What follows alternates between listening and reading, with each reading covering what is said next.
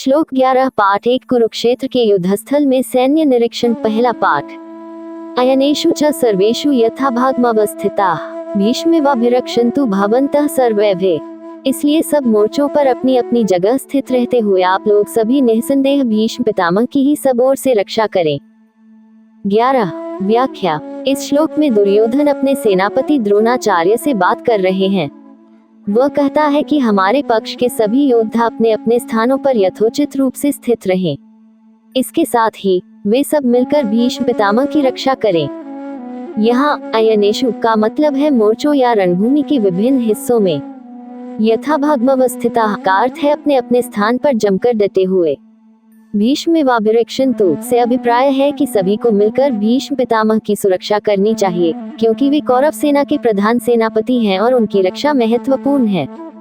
दुर्योधन को भीष्म पितामह पर पूरा विश्वास है, लेकिन वह समझता है कि भीष्म की आयु अधिक है, इसलिए उनकी सुरक्षा आवश्यक है। इसलिए वह सभी योद्धाओं को निर्देश दे रहा है कि वे अपने अपने स्थान पर सावधानी से रहें और भीष्म पितामह की सुरक्षा सुनिश्चित करें। इस प्रकार दुर्योधन अपने सैन्य बल का संयोजन और संचालन कुशलता से कर रहा है ताकि युद्ध में श्रेष्ठता प्राप्त की जा सके। श्लोक 12 पाठ 1 कुरुक्षेत्र के युद्धस्थल में सैन्य निरीक्षण पहला पाठ। दोनों सेनाओं की शंख ध्वनि का कथन। तस्य संजनयन् हर्ष कुरु वृद्धा पितामहः सिंहनादं विनद्योचे शंख दद्मो प्रतापवान।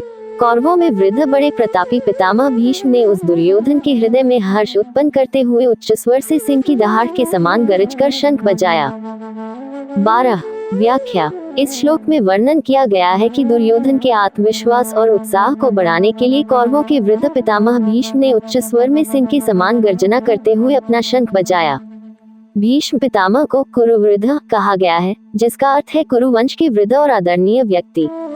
प्रतापवान शब्द उनके महान वीरता और साहस का संकेत देता है। शंख बजाने की प्रथा भारतीय युद्ध संस्कृति में एक महत्वपूर्ण परंपरा रही है, जो युद्ध के आरंभ की घोषणा और सेनाओं में उत्साह भरने का प्रतीक होती है।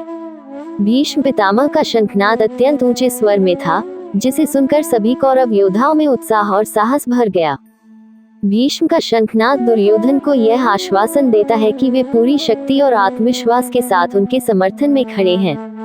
ये भी संकेत है कि भीष्म अपनी आयु और वृद्धावस्था के बावजूद पूरी तरह से युद्ध के लिए तैयार हैं और अपने कर्तव्यों का पालन करने के लिए प्रतिबद्ध हैं। इस प्रकार इस श्लोक में ये स्पष्ट होता है कि भीष्म पितामह न केवल कौरव सेना के प्रधान सेनापति हैं, बल्कि उनकी उपस्थिति और कृत्य से सेना को मनोबल भी मिलता है।